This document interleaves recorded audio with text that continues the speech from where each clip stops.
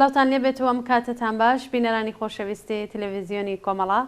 لەگەڵتانم بۆ پێشکەشکردنی بەرنامەیەکی تایبەت لە حاڵێکدا کە ڕژیمی ئیسلامی لە زەلکاوی قوڵی قەیرانی سیاسی ئابووری و کۆمەڵایەتیدا نقم بووە و زۆربەی هەرە زۆری خەڵکی ئێران ڕۆژانە لەگەڵ بێکاری هەژاری و برسیەتی دەست و پەنجە نەرم دەکەن بەرپرسانی کۆنەپەرستی ئەم ڕژیمە هێشتا پرسی ئازادی ژنان بە یەکێک لە گەورەترین ئاڵنگاریەکانی بەردەمی خۆیان دەزانن. ئەوان هەر جار ناجارێ بەهێنانە گۆڕی تەرح و بەرنامەی کۆنەپەرستانەی وەکو تەرحی عیفاف و حیجاب، تەرحی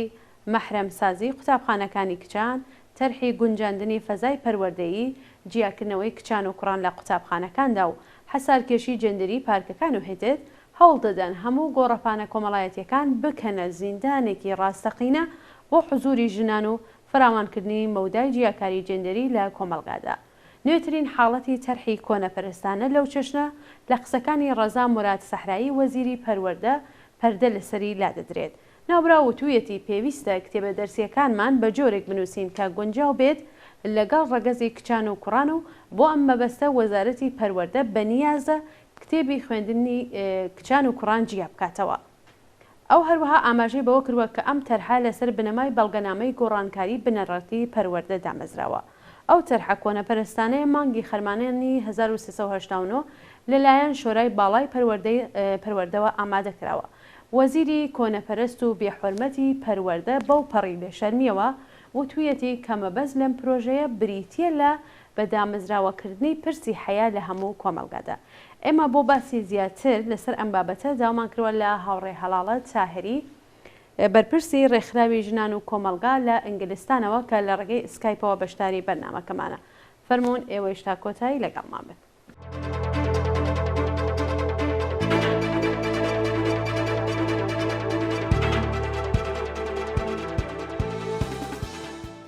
بەڕێز هەڵاڵام کاتتان باش زۆر بەخێر بێن زۆر خۆشحاڵم کە جارێکی تر لە بەرنامەیەمەدا بەشدار بوون. سلام هەیە بۆ خۆت و هاوکارانت لە پشتی پەردە و هەروەها هەموو بینەرانی عزیز لەم بەرنامەیە. زۆر سپاس و بەخێراتن تەکەم دووبارە هاوڕێ هەڵاڵە من لە پێشەکیەکە ئاماژەم بەوە کرد کە ڕەزا موراد سەحرایی وەزیری پەروەردە باسی لەوە کردووە کە ئەبێ کتێبە دەرسیەکان واتە کتێبی کچان و کوڕان جیا بکرێتەوە. هۆکاری ئەوەی کە کۆماری ئیسلامی لەم بارودۆخەدا ئەی هەوێت ئەم کارە بکەت چییە؟ تەرحی جیاکردنەوە تەنها مەربوط بەم دەورەیە نیە وەلی خۆی شرایەتێکی تایبەتی هەیە بۆچی لەم دەورەیە سورعەتی پیا کردووە. دەمێک ساڵە ئەم تەرحی جیاسازیە چ لە سەتحی دانیشگا چ لە سەتحی مەدارسە و حتا گەیشتو بە سەتحی و بەحسیان لەسەر مەهدی کودەک و پێشدەبستانیش کردووە. حتا ئەگەڕێتەوە بۆ زمانی خودی ڕیاسەتی ئەحمەدی نژادیش کە زەمزەمەی بوو بەحسیان بوو لەسەری. بەڵام هەموو ساڵێ کە مەترەحیانە کرد ئەوەندە غەیرە منتەقی و غەیرە عیلمی و غەیری ئینسانی بوو حتا لەناو خۆشیانە بە تەفاهم ناگەیشتن کە چۆن ئەم تەرحانە مەترەحکەن. بەڵام لە یەک ساڵی ڕابردوو دووە خیزشی ئینقلابی و شۆڕشگێرانەی خەڵک لە ئێران و بەتایبەت جونبشی ژنان کە نەخشێکی زۆر زۆر بەرجەستەیان بوو مرتب دەستیان کرد وەکو تهدید متوجه بوون کە ئەگەر زوو دەست بەکار نەبن بۆ ئیجراکردنی یەک سری تەرح بۆ بێدەنگکردنی کۆمەلگا بەتایبەت ئەو بەشێک کە معتەرزە ئەو بەشێک کە هاتوۆتە پێشەوە و ئێترازەکە زۆر خراپ دەبێت بۆیان و دووبارە جارێکی کە لە فرسەتێکی کە ئەیان بەنەسەر لەبەی پەرتگا بینێک لەوە پێش چەند مانگێک لەوە پێش ئێمە دیتمان چۆن هەوڵیاندا لە بۆ تەرحی عیفاف و حیجاب و حتا ئێمە قوربانیماندا لەو ڕابتەیە و هەتا هوشداریان پێداین کوتیان قوربانی های زۆرتریژە بێ ئارمیتامان لە دەستدا لەو ڕابتەیە. ئێستا وردەی تر هاتووتە سەر سەتحی دانیشگاکان بینێک لەوە پێش دەستیان کرد بە پاکسازی دانیشگا و تهدیدکردنی دانیشتوو و ئەمجا هاتنە سەر ئێستا لەسەر کتێبهای تەحسیلی. بۆچی؟ چونکە بلەخەرە منداڵ ئاموزش چۆنە بینێ هەر لە ڕۆژی ئەوڵەوە کە بە دنیا دەیتە هەموو شگرتهای دنیای دەوروبەری خۆی لە هەموو نوعێک لە تەریقی ئاموزشەوە پێی وارە دەبێ و خصوصیاتی ئینسانی مەرحلە بە مەرحلە تەکمیلە بێ کەوابوو بۆ جمهوری ئیسلامی ناسەرفێ کە بە شێوەی حتا وەکو چەند دەورەی پێشووی خۆشی هەر ئیدامە بە تعلیم و تربیەتی کچان و کوڕان بۆ خۆیان لە زۆرە سوخانڕانیەکان مەسەلەن بۆی کە خۆیان قانعکەن بۆ ئەو مۆزوعە کوتیانەکە تەماشاکە ئەم مەدارسانی کە تا ئێستا ئێمە ئیدارەمان کردوون کچانیان جەسوور بە دنیا تربیەت کردووە و کوڕانیشیان لەتیف قسەکەیانەوەیە کە ئەبێ پیاو جەسوور بێ غەیرەتی بێ شەرەفی بێ ناموسی بێ کۆنتترۆل بەدەستەوە بگرێ عەزەمەت تەڵەب بێ قودرەت تەڵەب بێ و ژنانیژە بێ نەرمونیان و پاکیزە و نەجیب و نجابەت بێ هەر لەوە بگرە هەتاکو یەک سری ئیسلاحاتیان دەست پێ بکۆی کە مەحرەمسازیە بێ بکەین لە مەدارس مەدرسەی کچان ئەبێ مەحرەمسازی بێ ئینسان ئەوەندە فەجاعەت لەو قسەیە هەیە ئینسانە خاتە بیری ئەو دەورانەی کە زمانی عوسمانیەکان کە هاتنە سەرکار حرەمساراهای گەورەیان دروستەکەوە ژنانیانە خستە ناو قەفەسای گەورەی قەسرەکانیانەوە و کەسانێک کۆنتترۆلیانەکردن بۆی کە لە اختیاری پادشاهان و کولەن دەوڵەتی عوسمانیا بن کرور ژنان واقعاً بەبێ هیچ هویەتێک وەکو حیوانی استفادەیان لێکرا لە رابطەی جنسیدا و سەدها منداڵ کە بدنیاهاتن حتا بە بنیایەمیش حسێب ناکران ئینسان ئەحساس دەکات کە لەو مەدارسانە وەختە باسی مەحرەمسازیەکەن خەریکن ژنە کچان هەر لە مناڵیەوە وا تەربیەت دەکەن کە ژنانە بێ هەرچی زووتر ئەو مقدار دانشەی کە ئەبێ ئەنجامی بن فێری ببن و زوو بڕۆنەوە ماڵ بۆی کە زوو شوو بکەن بۆی کە زوو ئاموزشهای خانەداری و هەمسەرداری و ئەوانە فێر ببن و زوو منداڵیان ببێ بەڵام باقی ئەو پێشرەفتانەی دیکە لە جامعەیە بۆ کوڕان ئازاد دەهێڵن دەرنەتیجە و ئەمە لایەکێتی کە واقعاً ئەیان هەوێ کولی نیوەی جامعە بگەڕێنەوە بۆ ئەو قاقەرایە و لایەکی کەشی ئەو بوو کە لە یەک ساڵ و نێوی ڕابردووە متوجه بوون کە ئەگەر پێشی ئەم پێشرەفتەی ژنان نەگرن کە بۆ خۆیان زۆر نەقشیان بۆ لە هەوڵدانی بە گەیشتن بەم مەرحەلەیە واقعاً ئەوەی کە دەڵێن ئینقلابی ژنانە بەڕێوەیە و ئەوەی کە دەڵێن ژنان پاشنەی ئاشیلی جمهوری ئیسلامین و پاشنەیان هەڵەتەکێنن لایەنە بن بە تۆری کولی بە حەقیقەت پەیوەستە بێ و تا حدودێکیش بە حەقیقەت پەیوەستی کرد بەڵام بالاخره ڕژیم ئەم دەورەیە سعی کردەوە کە کۆنتترۆلی خۆی بەدەست بێنێ تا حدودێ کەوابوو مەدارس مەرکەزی ئەم نوع ئاموزشانەیە کە منداڵ فێر دەبێ هەر لە منداڵیەوە بە لە بەرچاوی بگرین فێر دەبێ کە ئینسانێکە ئینسانێکی بەرابەرە لەگەڵ ئەو جنسەی دیکەش کە مخالفیەتی دەست پێکا بە فێربوونی ئەوەی کە ئەو جنسی مخالفەش چه خصوصیاتێکی هەردووکیان لە یەکتری فێر دەبن عدالەتخواهی فێر دەبن کە هەردووکیان بنیایە من ڕشت دەکەن بەیەکۆ لە مقابلی تواناییەکانی ئەکترا هەم لێک فێرە بن هەم ئەکەونە مسابقە و ڕقابەت و ئەوانە و حتا دۆرانی نەوجەوانی ئەمە جزوێک لە خصوصیاتی ئینسانی و خصوصیاتی ئاموزشی ئینسانەکانە کە لە مەدارێت فێریە بن ئەمانەیان هەموو ئەیان هەوێ تحتی کۆنتترۆلی خۆیان بێ و تەفکیکی کچ و کوڕیش بۆیان دقیقاً هەرەوەیە کە ئەیان هەوێ ژنان بخەنە ناو قەفەسێکی کاملەن کۆنتترۆل شدەوە و کوڕان تربیەتکەن بۆ کۆنتترۆلی ئەم بەشە لە کۆمەلگا لە کتێبهای دەرسی حتمما کە کەوکەب خانم کچێکی زۆر کەوکەب کە کچێکی منداڵە وردە فێرە بێ کە چۆن تعلیم و تەنزیمی خانەوادە چۆن بێت بە قسەی دایک و باوکی ئەکا زۆر نەجیب و پاکدامەنە و کوڕەکە کە دارابێ قارەمانێکە حماسە شێعرهای حماسیە بێ فێر ببێ مەسەن بۆ نمونەیان هێنایە توکتیت بۆی کە کوڕان جەسوورکەین ئێمە بێ شێعرهای حماسی بۆ ئەوان بێنینە مەیدان و بۆ ئەوەیش کە کچان لەتیف و نەجیب و پاکدامەن و محیتێکی مەحرەمیان بۆ دروستکەین ئەبێ بیان بینەوە بۆ ناو چوارچێوەی خانەوادە کە ئارام لەوێ ئارامشیان هەبێ حفاظەت بکرێن ئەمانە ئیسلاحاتێکن کە جمهوری ئیسلامی ئاگاهانە ئیسفادەی لێکە لە تەرحی ئاموزشی و قەتعەنیش هێنێتە ناو کتێبهای دەرسیەوە و تعلیم و تربیەتی منداڵان هەر لە ئەوڵیەوە ولی مەسەلەوەیە کە ئایا کۆمەلگالیان قبولەکە بەڕاستی. بەڵێ دقیقەن وایە بەڕای ئێوە هەوڕێ هەڵاڵە ئاسەوارەکانی ئەم جیاکاریە لە داهاتوودا هەم لەسەر کۆمەلگا هەم لەسەر تاکە کەس وەکو کوڕ یان بکرد چی ئەبێ ئەگەر ئەم جیاکاریە بڕێتە جێبەجێکردنەوە بەڕای ئێوە ئاسەوارەکانی چۆنە بێت؟ تماشاکە ئاخا بێت تماشا دنیای واقعیشکەین ئێران ئەوەندە گیان نییە لە دنیای دەوروبەری خۆی، یعنی ناتوانێت ئێجگار ئەوەندە قەفەسێکی گەورە دروستکە کە نەهێڵێ خەڵکی ئێران جوانانی ئێران کوچ و کۆر لە دەرەوەی خۆیان ئاگادار نەبن. ئەوە غیر ممکنە. تازە ئێمە لە دنیایەکی گلۆبال لە دنیایەکی سەراسەریە زندگیەکەن کە هەمومان تەئسیر لەسەر یەکتردانین، هەموو دراوسێکان هەموو خەبەرێکە دێتە پێشەوە یانەبێ یەکسەرە کولی ئیطلاعاتی علمی کە تا ئێستا بەشەر بەدەستی هێناوە و بەشێکی زۆریشی گەیشتوتە ئێران یا بێ هەمووانە حەزبکە و بیگەڕێنێتەوە دروست بۆ فەزایەک و جامعەیەک وەکو 1400 ساڵەوە پێش کە ئەلبەتە تا ئێستا تەجروبەی نەبووە لە هیچ کام لە کشوەرەکان ئەو قودرەتیان بوو بێ ئەوە بکەن،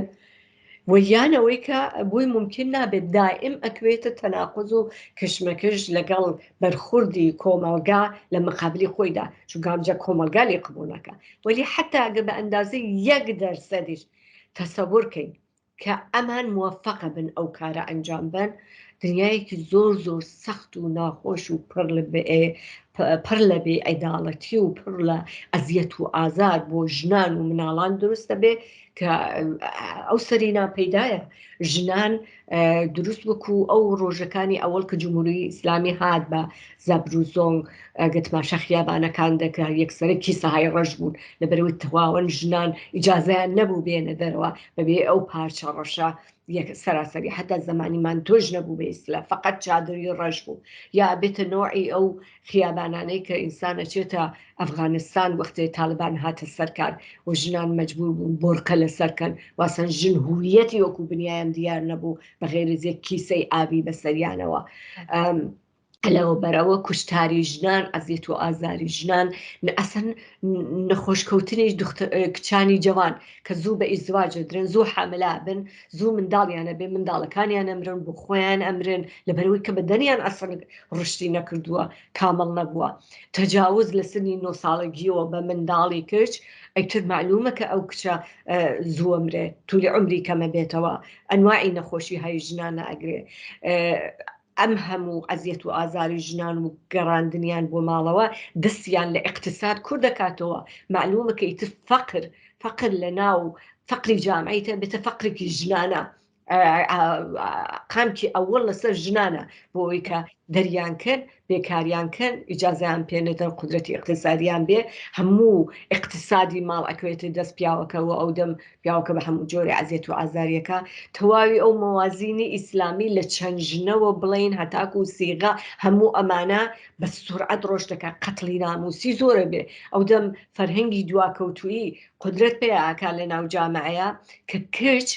ژن بە هەر بەهانەیە دەتوانن بکوژن بەبێ ئەوەی هیچ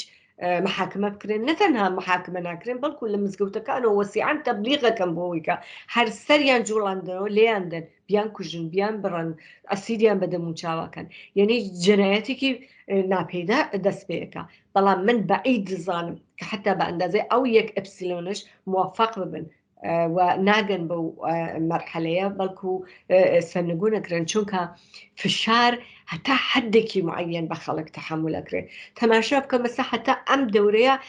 نەگەیشتون بەو چوارچێوە ئارزوی خۆیان ژنان چۆن مقاومەتیان کرد لە مقابلی حیجابە لاسەری فشارێک کە لە سەریان بوو هەر فەنەرێکی کاسەوە خۆی جوزی قانونی فیزیکا ئەوەندە فشاری بۆ بێنی وەختە هەواکەوێ یەکسەرە توغیانەکە وام توغیانە لە جامعی ئێران زۆر زۆر بەرچاوە جامعەیەکی زۆر ئامادەیە بە لە حازی سیاسی و ئامادەیە تۆ ئەم ئامادەگیە سیاسیە نابینی لە وڵاتەکانی دەوروبەر بە ئەندازەی ئێران کە لە ئێرانە وجودیە ناتوان همچنین تەرحیکمەتراکەن بەڵام ئێستا لە ئاستانەیەکان کە خۆیان تازە لەو پەرتگایەک خەریب و بڕوخێن وژنان و جنبش های انقلابی پاڵیان پێوەنا نەجات داوە بۆ ئێستا یەکەن ئابەم تەرحانە مەرغوب کەن هەموو جامعە جوانان خانە دایک و باوکەکان کاریگەران هەموو ئەقشاری جامعە مەرغوب کەن و بیان ترسێن تەواوی ئەم تەرحانە بۆ ئەوەیە کە ترسی خۆیان داپۆشن بەڵام ترسێک شۆکێک بە جامعە وارد کەن سەردەرگۆمیان کەن ئەو شۆکە یەک دەرەجە ممکنە موفق بێت لە چ شرایەتێکە لە شرایەتێکە کە فەقری اقتصادی لە جامعەی ئێران پێدا دەکات ئیتر لە فەقر گوزەراوە ئیتر بۆتە فاجعە لە اقتصادا بەرامبەر بە ئێران و لە جامعەیەکی بێنەهایەت فقر زەدە بە لەحازی اقتصادیەوە کە نان بەدەست نایە بۆ سفرەی ئەم شەوی خانەوادەکان و منداڵ بە برسایەتی ئەخەوێ و زۆرێک لە منداڵەکان و ژنەکان و ساڵمەندان بە خاتری ئەوەی کە پولی دکتریان نییە زووە مرن زوو نەخۆشەکەون زەلیل لە جێگای ئەکەون لە شرایەتێکی ئەوەیە مەغزی ئینسانەکان بالاخره هر چندیش که مخالفی او وضعیت بن لدرجه ور هر تقلا اکن بو او سکی برسیان تیر کن و در نتیجه اوان فرصت پیا کن بعضی گلو ترحانه تحمیل کن بیکن با خشونتی هر رجل علیه جنانه من آوای بینم. بەڵێ هاوڕێ هەڵاڵە زۆر سپاس خۆشتان ئاماژتان پێکردوتان قەتڵی ناموسی زیاد دەکات دەتوانین بێژین مناسباتی پیا و سالاری زۆرتر حاکمە بێ بەرسەر کۆمەڵگادا منداڵ هاوسەری زۆرتر دەبێت یانی مە دەتوانین بێژین جەهەنمێکی واقعی بۆ ژنان دووبارە دروستە بێتەوە کە کۆماری ئیسلامی ئەگەر ئەم تەرحەی بڕێتە بواری جێبەجێکردنەوە هاوڕێ هەڵاڵە بنەماڵەکان و معلمان دەتوانن چۆن بەرەنگاری ئەم تەرحانە بنەوە بنەماڵەکان ئەرکێکی سەرەکییانز لەم بارەوە بۆەوەی کە نێڵن مناڵەکانیان ئەو ئاموزشە غەڵەتەی کە کۆماری ئیسلامی هەموو ڕۆژێ پەرەی پێدات بەرەنگاری بوونەوە. ڕاستەکە یەنی لە جامعی وەکو ئێمە مەجبورین کاری زۆرتر وەزیفە ئەرکی زۆرتر بخینە سەرشانی خانەوادەکان ئەگەر تماشام وڵاتە ئەوروپاییانە ئەکەی بەشێک لەم دەستاوەردانە کە هەیە و ئێستا منداڵ کچ و کوڕ لە مەدرسە هەردوو خەریکن لە یەکتری و خصوصیاتی یەکتری و فیزیکی یەکتر حاڵیە بن بەرخوردی بەرابەر ئەکەن لە مەدرسە پێیان پرفکت نییە باوت پێ بڵم نە سوسیالیزمە نە بەهشتا لێرش زۆر کەم بوو هایدیکەیە بەڵام وەختی مقایسەیەکەی لەگەڵ ئەم بۆچوونە لە ئیسلام ئەم بۆچوونە لە جمهوری ئیسلامی و لە ئەفغانستان و لە سووریە و لەم وڵاتانە لە عێراق